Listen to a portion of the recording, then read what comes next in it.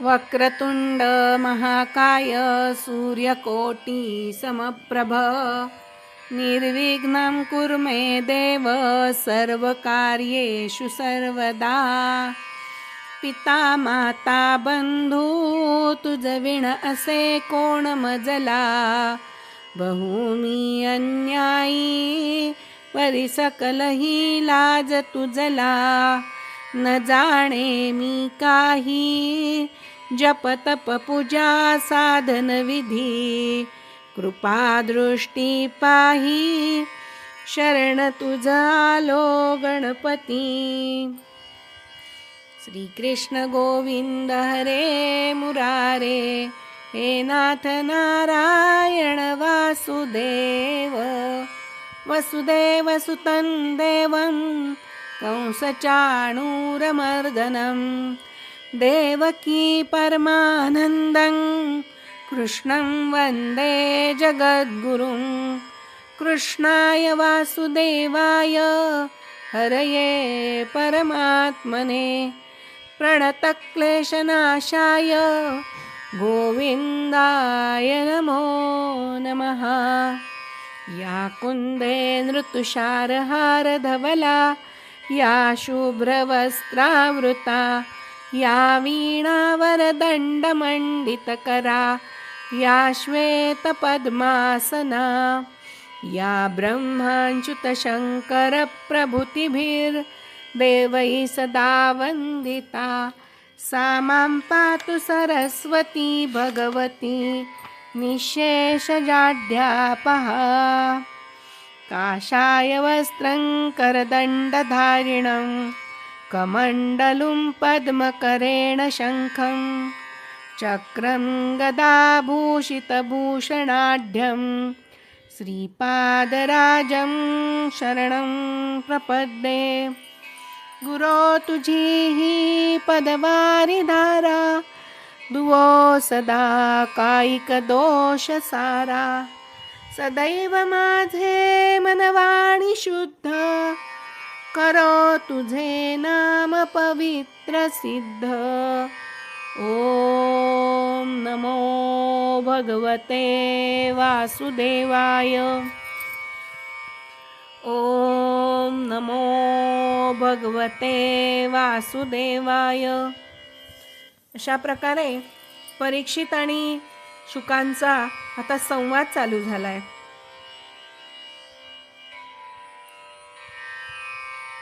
परीक्षित राजाला ते सांगताय, जो अभयपद प्राप्त करू इच्छितो त्याने सर्वांचा आत्मा असणाऱ्या सर्व शक्तिमान भगवान श्रीकृष्णांच्या लीलांचं श्रवण कीर्तन आणि स्मरण केलं पाहिजे। श्रीकृष्णाच्या भगवंतांच्या लीलांचं स्मरण केलं पाहिजे। हे राजा, ज्यांचं सगळं आयुष्य रात्री झोपेत किंवा स्त्री सहवासात किंवा दिवसा संपत्तीची हाव किंवा कुटुंबाचे पालन पोषण करण्यासाठी संपून जाते, त्यांच्यासाठी ऐकण्यासारख्या आणि सांगण्यासारख्या हजारो गोष्टी आहेत। पण हे राजर्षे, निर्गुण परमात्म्यामध्ये पूर्ण निष्ठा असूनही तू भगवंतांचा परमभक्त आहेस, आणि म्हणून मी तुला सांगतो की तू या श्रीकृष्णांच्या लीलांचं स्मरण कर, त्यांच्यावर श्रद्धा ठेव, त्या चित्तवृत्ती शुद्ध कर आणि श्रीकृष्णांवरच्या चरणी तुझं मन स्थिर कर। परमपवित्र अशा अ उ म या 3 मात्रांनी युक्त असलेल्या अक्षर परब्रह्माचा मनपूर्वक जप कर। प्राणवायूला वश करून मनाचा निग्रह करून प्रणवाचे विस्मरण होऊ देऊ नकोस।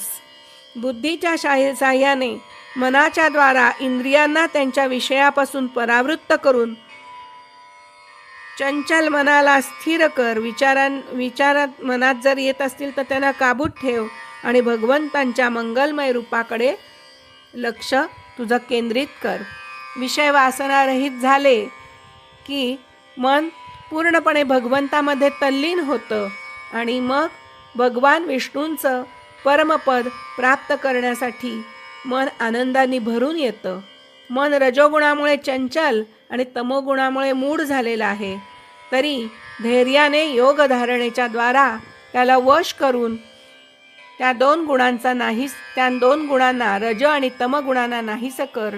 ही धारणा स्थिती स्थिर झाल्यावर जेव्हा आपल्याला योगाची स्थिती प्राप्त होते, त्यावेळेला आपोआपच भक्तियोग तुझ्या मनामध्ये निर्माण होईल. अशा प्रकारे शुकाला उपदेश केल्यानंतर परीक्षित राजा तिथे शुकाने सांगितलेल्या पद्धतीने तिथे बसलेले आहेत आणि ही कथा ऐकण्यासाठी अनेक ऋषीवर तिथे जमलेले आहेत आणि ते सर्वांना परीक्षितांनी वंदन केलेलं आहे. सर्वांचे आशीर्वाद घेऊन परीक्षित आता अन्न पाणी ग्रहण न करता प्रायोपवेशन म्हणजे अन्न आणि पाणी याचा त्याग करून, प्रायोपवेशन म्हणजे काय, तर अन्नही घ्यायचं नाही आणि पाणीही घ्यायचं नाही, असं एक व्रत घेऊन तो शुकाचार्यांच्या समोर शुकाचार्यानं वंदन केले, त्यांचं पूजन केले आणि त्यांच्या समोर आता आसन घालून बसलेले आहेत. आता ते शुकाचार्यांना परीक्षित विचारतायत, भगवंत, आपल्या मायेने या सृष्टीची रचना कशी झाली, या सृष्टीची उत्पत्ती कशी झाली, हे तुम्ही मला सांगा. त्यावेळेला आता शुकाचार्य सांगतायत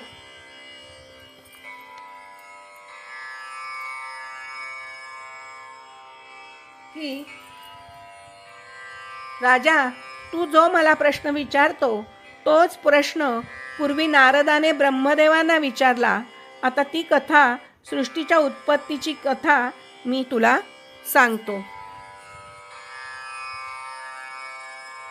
जेव्हा भगवंतांनी आपल्या शक्तीने प्रेरित केलं, तेव्हा आपापसात कार्यकारण भावाचा स्वीकार करून व्यष्टिरूप पिंड म्हणजे एक जीव आणि समष्टिरूप ब्रह्मांड या दोहोंची रचना केली आणि ते ब्रह्मांडरूपी अंड 1000 पर्यंत निर्जीव अवस्थेत पाण्यामध्ये पडून राहिलं. नार म्हणजे पाणी आणि अयन म्हणजे पहुडणे आणि ते म्हणून नारायण असं म्हणलं आहे. नारायण असा भगवंतांचा अवतार आहे. कालकर्म आणि स्वभाव याच्या साह्याने भगवंतांनी त्याला जीवित केलं आणि त्या अंड फोडून त्याच्यातून विराट पुरुष असा निघालेला आहे. त्याच्या मांड्या, पाय, हात, डोळे, तोंड आणि मस्तक हजारो होती. विद्वान पुरुष उपासनेसाठी त्याच्या अंगामध्ये समस्त लोकांची कल्पना करतात. त्याच्या कमरेपासूनच्या भागात सप्त पाताळ आणि वरील अंगात सप्त स्वर्गांची कल्पना केलेली आहे. हे कार्यरूप संपूर्ण विश्व म्हणजे भगवंताला इच्छा झाली की एकोहम बहुस्यामी आणि म्हणून भगवंताला वाटलं की आता आपण अनेक व्हावं आणि म्हणून त्याने 24 तत्व उत्पन्न केली आणि ती तत्व काही करू शकली नाहीत आणि म्हणून भगवंतानी त्याच्यामध्ये प्रवेश केला आणि त्या तत्वामध्ये चेतना शक्ती उत्पन्न झाली. आता हे कार्यकारण रूप संपूर्ण विश्व जे काही कधी होते अगर असेल असे संपूर्ण विश्व ज्यामध्ये आहे तेच भगवंताचं स्थूलातिस्थूल आणि विराट असं शरीर आहे. जल, अग्नी, वायू, आकाश, अहंकार, महत्त्वत्व आणि प्रकृती या 7 आवरणांनी वेढलेल्या या ब्रह्मांडरूपी शरीरात जो विराट पुरुष आहे तोच धारणेचे आश्रय असे भगवान नारायण आहेत. त्या विराट पुरुषाचं वर्णन असं केलं जातं की या विराट पुरुषाचे तळवे हे पाताळ, टाचा आणि पंजे हे रसातळ, घोटे हे महातळ आणि पोटऱ्या हे तळातळ आहे. म्हणजे कमरेपासूनच्या खालच्या भागात आपण म्हणलं ना पाताळ आहे, तर हे असं आहे. असे त्या पाताळाची वेगवेगळी नावं इथे दिलेली आहेत. तळातळ, रसातळ, महातळ ही सगळी पाताळांची नावं आहेत. विश्वमूर्ती भगवानांचे 2 गुडघे हे सुतळ आहेत. दोन्ही मांड्या वितळ आणि अतळ आहेत आणि कंबर भूतळ आहे. हे परीक्षिता, त्याचे नाभीरूप सरोवराला आकाश असं म्हटलेलं आहे. आदिपुरुष परमात्म्याच्या छातीला स्वर्गलोक, गळ्याला महरलोक, वदनाला जनोलोक आणि कपाळाला तपोलोक म्हणतात. त्या सहस्त्र शीर्षे असलेल्या भगवंतांचे मस्तक समूह म्हणजे सत्यलोक आहे. इंद्रादी देवता त्याचे हात आहेत. दिशा, कान आणि शब्द श्रवणेंद्रिय आहेत. दोन्ही अश्विनी कुमार त्यांच्या नाकाची छिद्र आहेत. गंध हे घाणेंद्रिय आहे आणि धगधगणारी आग हे त्यांचं मुख आहे. भगवान विष्णूंचे नेत्र म्हणजे अंतरिक्ष आहे आणि त्यांची पाहण्याची शक्ती म्हणजे सूर्य आहे. दोन्ही पापण्या रात्र आणि दिवस आहेत. त्यांचा भ्रूविलास हा ब्रह्मलोक आहे. टाळू पाणी आहे आणि जीभ रस आहे. वेदांना भगवंतांचे ब्रह्मरंध्र असं म्हणलेलं आहे. वेदांना भगवंतांचे ब्रह्मरंध्र असं म्हटलं आहे आणि यमाला दाढा म्हणलंय. विराट पुरुषाच्या दाढा म्हणजे यम आहे. सर्व प्रकारचे प्रेम म्हणजे दात आहे, दात. आणि जगाला मोहून टाकणारी त्यांची माया हे त्यांचं हास्य म्हटलं जातं. ही अनंत सृष्टी या त्यांच्या मायेचा कटाक्ष विक्षेप आहे. वरचा ओठ लज्जा तर खालचा ओठ म्हणजे लोभ आहे. धर्मस्तन तर अधर्म पाठ आहे. जननेंद्रिय हा प्रजापती तर अंडकोश मित्रा वरुण आहे. समुद्र म्हणजे पोट आहे तर मोठमोठे पर्वत त्यांची हाडे आहेत. हे राजन, विश्वमूर्ती विराट पुरुषाच्या नाड्या म्हणजे नद्या आहेत, नद्या. वृक्ष रोम आहेत. अतिशय प्रभावी वायू हा श्वास आहे. काल हे त्याचे चालणे तर गुणांचे चक्र फिरतं ठेवणं हे त्यांचं कर्म आहे. परीक्षिता, ते म्हणतायत, आता शुकाचार्य सांगतायत अजून पुढे वर्णन विराट पुरुषाचं. ढगांना त्याचं केस मानलं जातंय. संध्या समय हे त्या अनंताचं वस्त्र आहे. महात्मा लोकांनी अव्यक्त अशा मूल प्रकृतीला त्यांचं हृदय म्हटलंय आणि सर्व विकारांचा खजिना असलेलं मन हे माणसाचं कसं चंचल असतं, विकारी असतं. हे मन म्हणजे चंद्र म्हटलं गेलेलं आहे. सर्वात्मा भगवंतांचे चित्त म्हणजे महत्तत्व आणि रुद्र म्हणजे त्यांचा अहंकार म्हटलेला आहे. घोडे, खेचर, उंट आणि हत्ती त्यांची नखं आहेत. वनात राहणारे सर्व मृग आणि पशु त्यांच्या कटी प्रदेशात आहेत.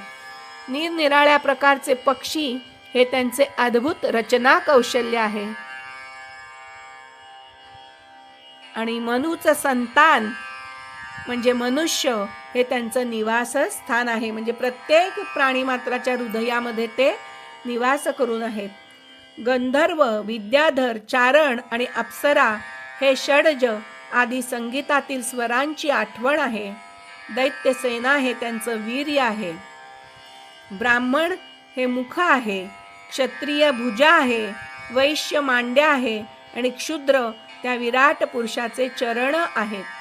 विविध देवतांच्या नावाने जे द्रव्यमय यज्ञ केले जातात हे त्यांचं कर्म आहे.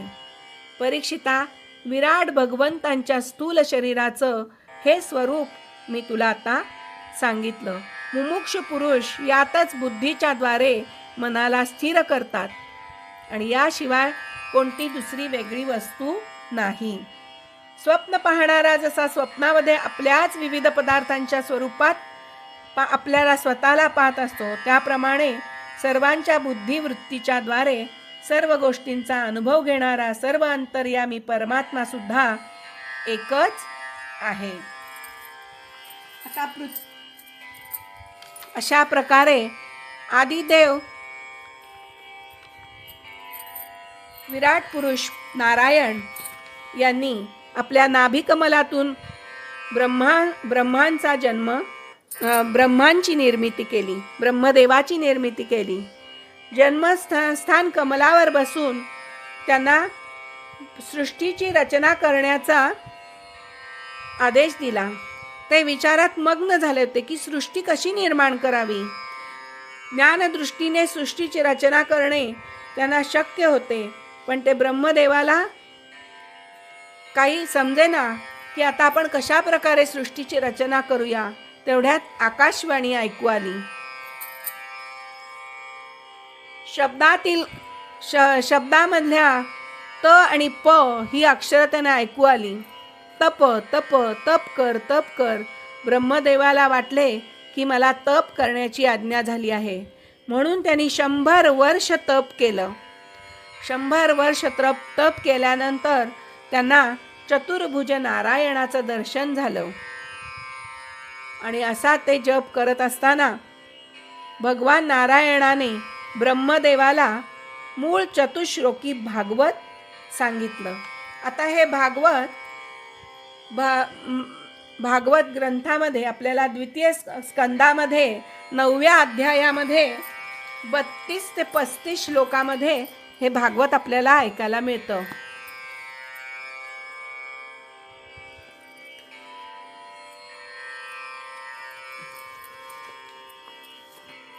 श्री गणेशाय नमः.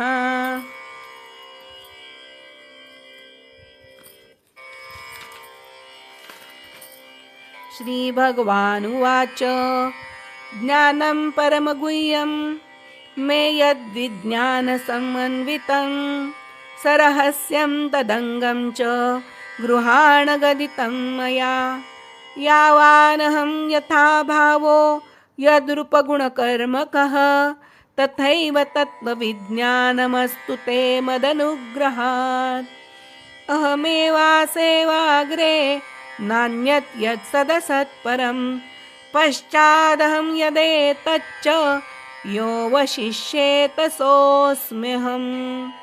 ऋतेऽर्थं यत् प्रतीयते न प्रतीयेत चात्मनि तद्विदाद्यात्मनो मायां यथा भासो यथा तमः यथा महान्ति भूतानि भूतेषु च वचेष्वनु प्रविष्टान्यप्रविष्टानि यथा तेषु न तेष्वहम्. एतावदेव जिज्ञासं तत्त्वजिज्ञासुनात्मना अन्वयव्यतिरेकाभ्यां यत्स्यात् सर्वत्र सर्वदा.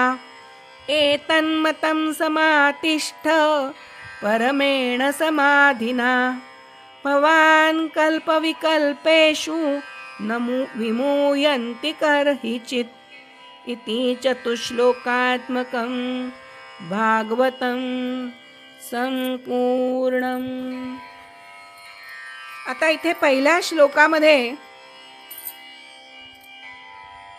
अहमेवासेवाग्रे नान्यत् यत् सदसत्परं पश्चादहं यदेतच्च यो वशिष्येत सोऽस्म्यहम्. आदी अंती सर्व ठिकाणी मीच आहे. सर्वत्र एकच आत्मा आहे. दगड, वृक्ष, प्राणी, पक्षी सर्वत्र मी आहे. तदिद्यादात्मनो मायां यथा भासो यथा तमः. पण मायेच्या प्रभावामुळे मी कोणाला दिसत नाही. सर्वत्र ही सृष्टी ही मायेने वेढलेली आहे आणि या मायामय सृष्टीमुळे मी कोणाला दिसत नाही. आता आपण म्हणतो एतावदेव जिज्ञासं तत्त्वजिज्ञासुनात्मना अन्वयव्यतिरेकाभ्यां यत्सात् सर्वत्र सर्वदा. आता आपल्याला माहिती आहे सृष्टी तर निर्माण केली आहे, पण ही कोणी निर्माण केली, ही कशी निर्माण झाली, तर हिला निर्माण करणारा कोणीतरी असणार, म्हणजे अन्वय आहे. अन्वय म्हणजे आपण अन्वयाने असं म्हणतो की अरे हे कोणीतरी केलं असेल तयार. कुठली तरी गोष्ट जी दिसते आपल्याला तिचा कोणीतरी करता करविता असेल आणि म्हणून हा करता करविता म्हणजे दुसरा कोणी नाही तर ही कोणीतरी शक्ती आहे, हा ईश्वर आहे, हा भगवान आहे.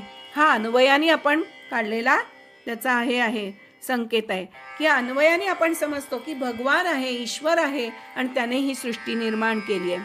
आपल्याला डोंगरावर धूर दिसतो येताना, कुठून तरी धूर येतोय, खालून वर धूर येतोय. अरे तिथे आग लागली वाटतं. आपल्या लक्षात येतं की धूर येतोय म्हणजे खाली कुठेतरी अग्नी प्रज्वलित झालेला असला पाहिजे. म्हणजे ही सृष्टी कोणीतरी निर्माण केली असेल, म्हणजे हा निर्माण करणारा कोणीतरी आहे, करता करविता कोणीतरी त्याच्या पाठीमागे आहे आणि तो दुसरा तिसरा कोणी नसून तर तो कोणीतरी भगवंत आहे. ती एक शक्ती आहे हे आपल्याला लक्षात येतं. हे चतुश्लोकी भागवतामध्ये त्यांनी सांगितलंय. आणि अन्वय आणि व्यतिरेक. व्यतिरेक म्हणजे आपण म्हणतो की अरे ह्यानी केली का, ह्याने निर्माण केलं का, नाही ह्याने नाही निर्माण केलं, त्याने केलंय का, नाही बाबा ह्याची तर काही एवढी शक्ती वाटत नाही, असं आपण बघत बघत व्यतिरेकाने आपण बघतो की हा परमेश्वर आहे का, जी सृष्टी निर्माण करणारा तो हा आहे का, तो हा पुरुष आहे का, नाही नाही हा नाही, मग दुसरा आहे का, नाही, असे करत करत करत जी कोणी शक्ती उरते तर ती शक्ती म्हणजे परमेश्वर. श्रुतीने तिने ती म्हणती गोविंदू रे गोविंदू रे, म्हणती गोविंदू रे, न इति म्हणजे हा नाही हा नाही, अशा प्रकारे जो शिल्लक राहतोय तो परमेश्वर. ही बाकीची मायामय मोहमय माया आहे, ती बाकीची जी दिसते ती आपल्याला माया आहे या सृष्टीमध्ये, दुसरं तिसरं काही नाही. आणि जेव्हा आपण अंतर्यामी जेव्हा शोध घेऊ तेव्हा जे दिसतं आपल्याला तो भगवंत आहे, जो आपल्यामध्ये अस्तित्वात हृदयामध्ये जो आहे प्रगट आहे. जेव्हा आपण अंतर्मुख होऊ स्वतःमध्ये तेव्हा जो आपल्याला भेटणार आहे तो ईश्वर आहे. ईश्वरा वाचून जे काही दिसतंय ते सर्व असत्य आहे. भगवंत आंधळी कोशिंबीर खेळतायत. आपल्याला जे सर्व जीव दिसत आहेत ते सगळे भगवंतामध्ये समाविष्ट आहे. आणि भगवंत प्रत्येक जीवाला शोधून ज्याच्या त्याच्या कर्माप्रमाणे उचित शरीर ते प्रत्येक जीवाला देत आहेत. आणि मग म्हणतायत की मी आता लपतो, मी आता बसलोय लपून, शोधून काढ मला. पण जेव्हा आपण त्या अस्तित्वात नव्हता, जेव्हा आपण अस्तित्वात नव्हतो, जग अस्तित्वात नव्हतं, तेव्हा सुद्धा हा भगवंत होता. आणि जेव्हा जग राहणार नाही तेव्हा पण तो भगवंत आपल्या असणार आहे. ज्याप्रमाणे स्वप्नात एकच अनेक रूपात पाहत असतो आपण, त्याप्रमाणे जागृत अवस्थेत सुद्धा अनेक तत्वातही एकच तत्व. आणि असा अनुभव फक्त ज्ञानी पुरुषांनाच येतो. आणि म्हणून ईश्वराचं जे सगळं दिसतं, ईश्वर ज्याला सापडतो ते सर्व सत्य, आणि बाकीची जी दिसते ती सगळी माया आहे, ती असत्य आहे. ही माया आहे. या मायेच्या दोन शक्ती आहेत. आवरण शक्ती, ती जी देवाला झाकून ठेवते आवरणाने, मायेच्या आवरणाने आपल्याला आपल्या स्वतःमधला भगवंत सुद्धा सापडत नाही, ही आवरण शक्ती आहे तिची. आणि विक्षेप शक्ती, मायेची विक्षेप शक्ती ईश्वराच्या अधिष्ठानावर जगाला भासवते. ईश्वरात जग भासवणारी आहे ती विक्षेपक शक्ती आहे. आता या शक्तीबद्दल तुम्हाला मी एक सुदामा आणि श्रीकृष्णाची कथा सांगते बरं का. एक दिवस सुदामाला मायेचे दर्शन करण्याची इच्छा झाली. आणि मग सुदामा श्रीकृष्णाला म्हणाला, देवा मला तुझी माया तरी दाखव रे, कशी असते, मला बघायची एकदा ती कशी असते. कृष्ण म्हणाले, अरे काय घाई आहे, वेळ आली म्हणजे दाखवीन. बरं जाऊ दे, आपण आता आधी गोमती नदीमध्ये स्नान तर करायला जाऊ. असं म्हणून ते दोघं गोमतीच्या तीरावर आले आणि दोघं स्नान करू लागले. सुदाम्याने स्नान करण्यासाठी नदीमध्ये बुडी मारली. सुदाम्याने जशी बुडी मारली तशी श्रीकृष्णाला हसू आलं. त्याने मनात ठरवलं, माया बघायची आहे ना तुला, चल आता तुला मायाच दाखवतो माझी. आता सुदाम्याला इकडं वाटायला लागलं, तो नदीमध्ये त्याने बुडी मारली, नेहमीचा पोहणारा तो, पण त्याला असं भासायला लागलं की नदीला खूप पूर आलाय आणि आपण त्या नदीमध्ये वाहत चाललोय. वाहत त्याने एका घाटाचा आश्रय घेतलाय आणि फिरत तो एका गावाजवळ आलाय. आता त्या गावाजवळ आला तर त्या गावामध्ये एक राजाचा मृत्यू झालेला आहे.